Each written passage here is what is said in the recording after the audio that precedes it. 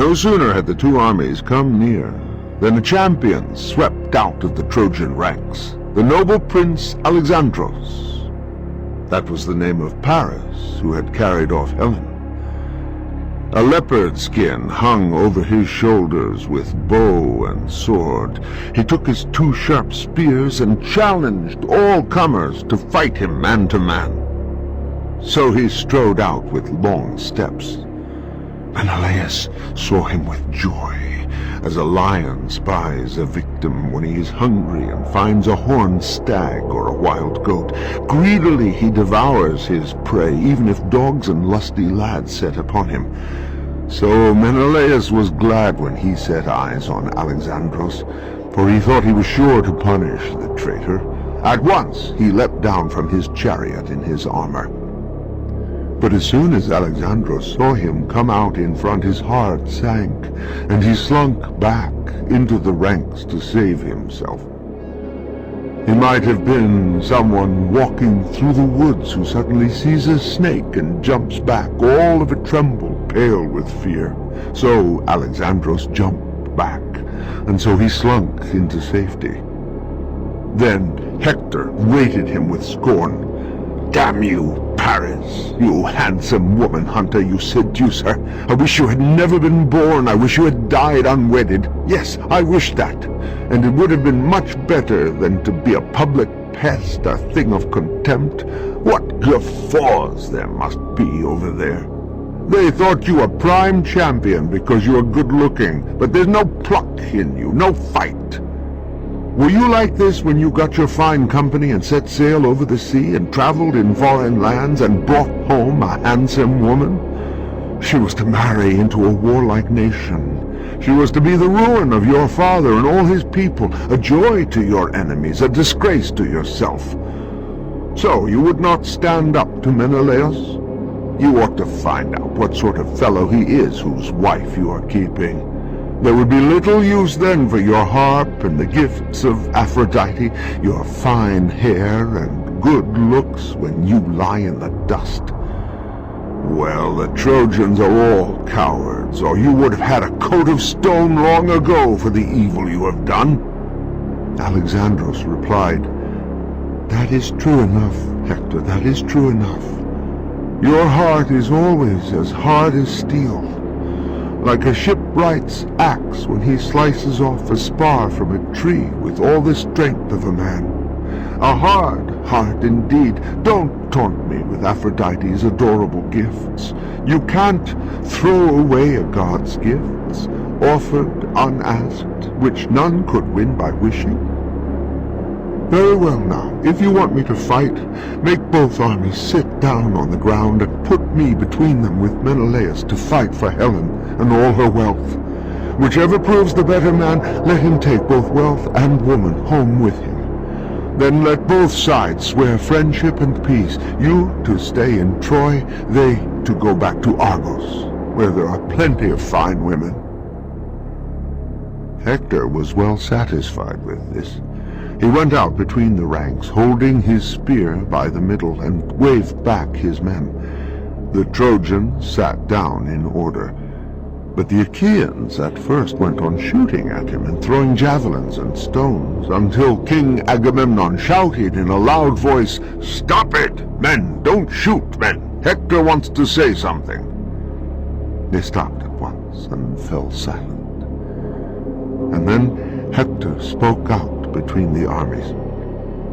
"Hear me, Trojans, and you men of Achaea, while I give you a message from Alexandros, who was the cause of our war. He asks that both Trojans and Achaeans lay down their arms on the ground, and let Menelaus and himself fight a duel for Helen and all her wealth. Whichever proves the better man shall take both wealth and woman home with him. Then let both sides swear friendship and peace." All heard this in silence.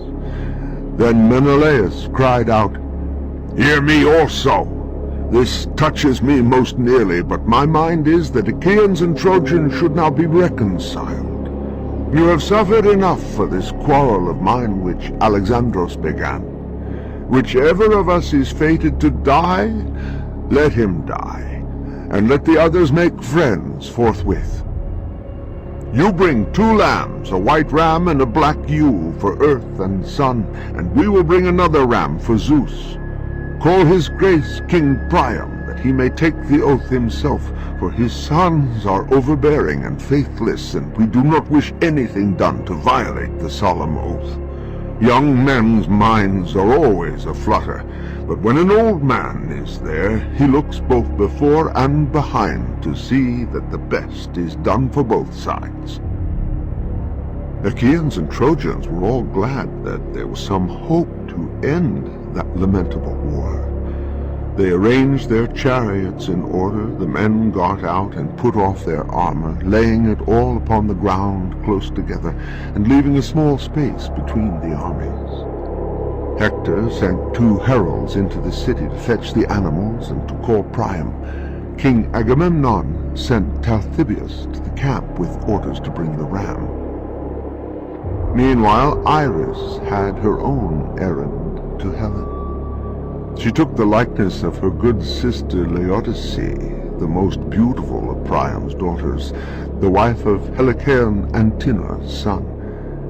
Iris found Helen in her room. She was weaving a great web of purple stuff, double size, and embroidering Iliad pictures of the battles of that war, which 2 armies were waging for her sake. Iris came up to Helen and said, "Come along, my love, and see a wonderful sight. They were all fighting in the plain like fury, and now, all of a sudden, they are sitting down. Not a sound to be heard, no more battle, all leaning upon their shields and their spears stuck in the ground. But Alexandros and Menelaus are going to fight for you, and you are to be the wife of the winner." These words pierced Helen to the heart. She longed for her husband of the old days, for home and family. At once she threw a white veil over her and left the house quickly with tears running down her cheeks. 2 maids were in attendance, Aethra and Clymene with her great eyes. They made their way to the Scaean gates. Priam was sitting over the gatehouse in a group of the city elders, Panthous and Thymoetes, Lampus and Clytius, Hicetaon, once well known in the field, and 2 men of tried wisdom, Eucaligon and Antenor. These were old men, long past their fighting days, but excellent speakers. There they all sat on the tower, chirruping in their thin old voices like so many crickets on a tree. As they saw Helen coming up, they whispered to one another in plain words, "No wonder Achaeans and Trojans have been fighting all these years for such a woman. I do declare she is like some divine creature come down from heaven. Well, all the same, I wish she would sail away and not stay here to be the ruin of us and our children." But Priam called Helen to his side. "Come here, my dear child, and sit by me to see your husband that was and your family and friends. I don't blame you, my dear, I blame only the gods for sending that host of enemies to bring tears to our eyes. Tell me the name of that prodigious man yonder. Who is he, that big handsome man? Others there are a head taller, that is true, but so fine a man I never did see, or so royal. He is every inch a king." Helen answered, "You do me honor, my dear good father. How I wish I had died before I followed your son here, and left my bridal chamber and my family, my beloved daughter and all my young friends. But that was not to be, and so I pine away in sorrow. But I must answer your question. That is the great King Agamemnon of the house of Atreus, a good king and a strong spearman both. He was my own good brother, to my shame, as sure as ever he was born." The old man gazed at him with admiration and said, "Atrides, you are blessed indeed, a son of fortune, happy in your lot. A great nation indeed is under your sway. I have traveled as far as vine-clad Phrygia, and there I saw a host of Phrygian men with their dapple nags, the people of Otreus and splendid Mygdon, who were there campaigning on the banks of Sangarius, for I was among them as a volunteer on the day when the Amazons came, those women as good as men. But all those hosts were not so many as the Achaeans here. Next the old man asked about Odysseus.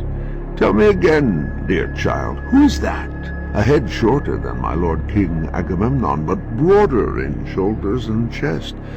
His arms lie on the ground, and he is patrolling the ranks of men like a tame wether. Indeed, he looks very like a thick-fleeced ram marching through a flock of white ewes. Helen answered, That is Odysseus, Laertes' son, the man who is never at a loss. He was bred in Ithaca, a rugged, rocky land. There is no device or invention which he does not know. At this, Antenor broke in. Yes, my lady, he said, you have spoken nothing but the truth. Odysseus has been here already. He came with Menelaus on a mission concerning yourself. I entertained them both in my house, and I got to know their looks and their many inventions. When they came before our assembly, standing Menelaus was head and shoulders above him. While they both sat, Odysseus was more dignified. But when they put the patterns of their minds and inventions into words before us all, Menelaus ran smoothly on, said not much but very clearly, for he was not one of many words or one to miss the right word, yet he was the younger man. Then Odysseus rose, this man who is never at a loss. He would stand with his eyes fixed on the ground, didn't move the staff backwards or forwards, but held it stiff like a dull fellow. You would call him surly and stupid both. But as soon as he let out his great voice from his chest, and a shower of words falling thick and soft like snowflakes in winter time, no other man alive could come near Odysseus. But then we did not think him so very much to look at.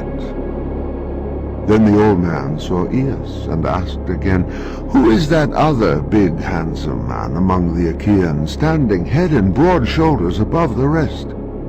Helen answered, That giant of a man is Iliás, a real tower of strength, and opposite him is Idomeneus, standing among his Cretan captains like a god.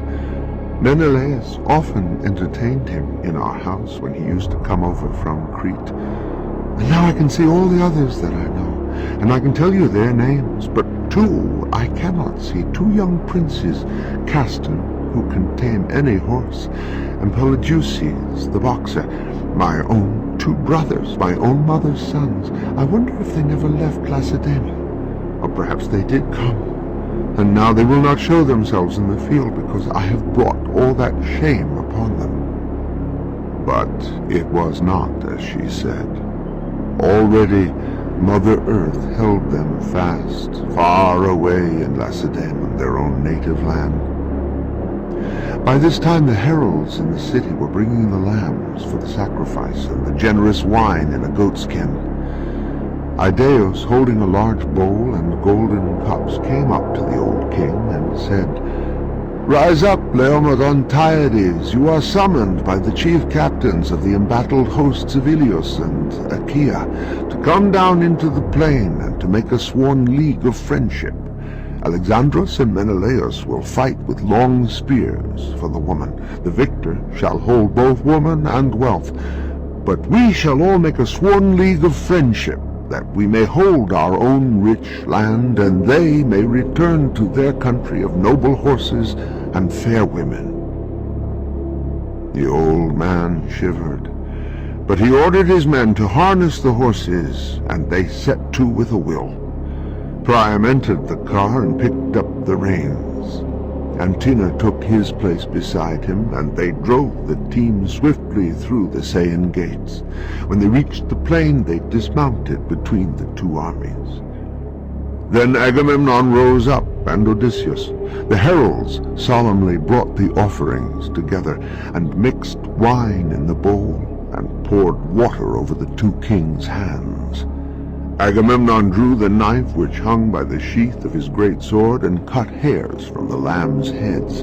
The heralds gave some to the chief men on each side.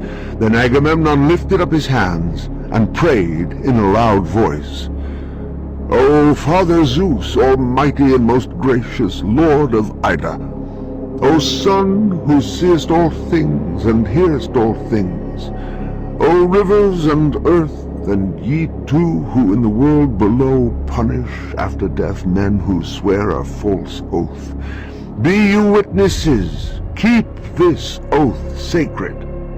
If Alexandros shall kill Menelaus, then let him keep Helen and all her wealth, and we will return home with our fleet. But if Menelaus shall kill Alexandros, the Trojans shall give up Helen and all her wealth, and they shall pay to the Argives such compensation as is proper, such as may be noised abroad in generations to come. And if the compensation shall not be paid by Priam and Priam's sons when Alexandros falls, then I will fight for satisfaction, and here I will stay until I shall end the war." Then he cut the throats of the lambs and laid them upon the ground, struggling and gasping for breath when the knife had taken their strength away. The wine was drawn from the bowl and poured into the cups, and they offered prayer to the deathless gods. This was the prayer of Trojans and Achaeans alike. O Zeus, almighty and most glorious, and all ye immortal gods, if either of our nations hurt the other against this oath, may their brains run out on the ground like this wine, theirs and their children's, and may their wives be servants to others. But Zeus Cronion did not bring that yet to fulfillment. Now Priam Dardanides spoke. "Hear me, Trojans and Achaean men of war. I am going back to the city, since I cannot endure to see my dear son fighting with Menelaus. Zeus knows, the gods know, which of the two is destined to die." He took the lambs with him and entered the chariot and picked up the reins. Antenor took his place beside him, and they drove away. But Hector and Odysseus first measured out a space, then put lots in a helmet and shook them for the first spear cast. The men on each side lifted up their hands and prayed, "O Father Zeus, almighty and most glorious Lord of Ida, whichever of these two brought the troubles upon both our nations, grant that he may perish and go down to the house of Hades, and grant that we may have friendship and keep this oath." Then Hector shook the helmet, looking behind him. In a moment the lot of Paris leapt out. The others all sat down in ranks beside their horses and armor, while Alexandros armed himself. First he put on his fine greaves with silver anklets, next a corselet across his chest, his brother Lycaon's, which fitted him. Over his shoulders he slung the sword with silver knobs, then a strong broad shield, and upon his head a fine helmet with horsehair plume that shook fit to frighten a man. Last he caught up a spear that suited his grip. Menelaus also armed himself in the same way. Now the two strode out into the middle with grim looks that struck awe into all beholders. They came to a stand in the measured space, shaking their spears at each other in defiance. Alexandros first cast his spear. Menelaus caught it neatly upon the shield. The spear did not break through the metal, but the point was bent. Menelaus had the second shot, and before he cast he made his prayer to Father Zeus.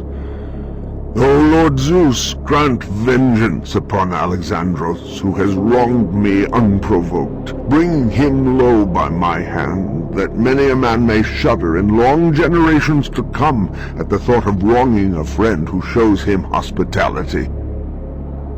He balanced the spear and cast it, and struck the shield of Alexandros. Right through the shield ran the stout spear, tore right through his corselet, and cut through the tunic along his side, but he swerved away from his death.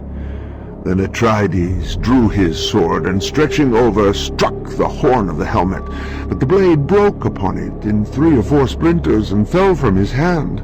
Atrides groaned, and looked up to heaven, crying, "O Father Zeus, such an unkind god as you there never was. You do spoil everything. I did think I had paid out that scoundrel, and here is my sword broken in my hand, and my spear missed and never touched him."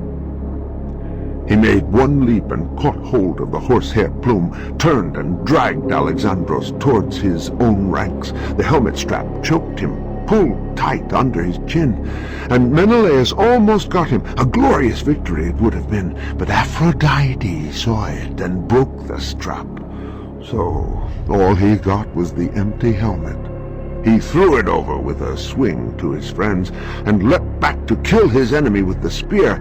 But Aphrodite carried him off in a thick mist, as a god can easily do, and put him down in Helen's sweet-scented chamber. Now she took the shape of an old woman who used to comb wool for Helen in her old home before she left Lacedaemon, one whom she dearly loved. In this shape she went in search of Helen. She found her on the battlements with a crowd of women, and plucked her by the skirt. "Come here," she said. "Thy man what's at home is in thy room on the bed, all finery and shinery. They'st never think he's fresh from fighting a man, more like just come from a dance, or just going maybe." These words stirred Helen's temper. Now she knew the goddess by her beautiful throat and lovely breast and shining eyes. She was amazed and cried out, "This is strange indeed. Why do you wish to befool me? Will you carry me away somewhere still farther off, to some city of Phrygia or Maeonia, where you have another friend among the sons of men? I suppose Menelaus has killed him and wants to take me home, the woman whom he hates. I suppose that's why you are here with more of your tricks and schemes. Go and sit by him yourself. Forget the way to Olympus, and never let your feet feel it again. Fuss about the man, take good care of him, and perhaps he will make you his wife one day, or his slave at least. To that place I will not go. It would be a shame. I will not make his bed. What will the Trojan women say? And I have troubles enough already." The goddess flew into a rage and said, "Don't try me too far, hard-hearted woman, or I may be angry and leave you, and hate you as much as I love you desperately now. I may make Trojans and Danaans hate each other like death, so that you will have a cruel fate between them." Helen was terrified and followed her in silence, wrapping her robe close about her. The other women saw nothing. When they reached the house, her attendants turned to their work, and she went up to her room. Aphrodite, all smiles, put a chair for her in front of Alexandros, and there Helen sat down. But she turned her eyes away, and said with contempt, "You have come back from the battle. I wish you had died there, and a strong man had killed you, he that was my husband before you. It was your boast once that you were the better man in a fair fight. Then go and challenge Menelaus to fight again. But no, I advise you not to try. Fight no duel with Menelaus. Leave him alone, don't be a fool, or perhaps you may go down before his spear." Paris answered, "You need not scold me, my dear. This time Menelaus has won because Athena helped him. Next time it will be my turn, for I have my gods too. Let us love and be happy. I was never so much in love before, not even when I carried you off in my ship from Lacedaemon, and we shared our first love in that island. I am more in love with you now than ever, and I want you more.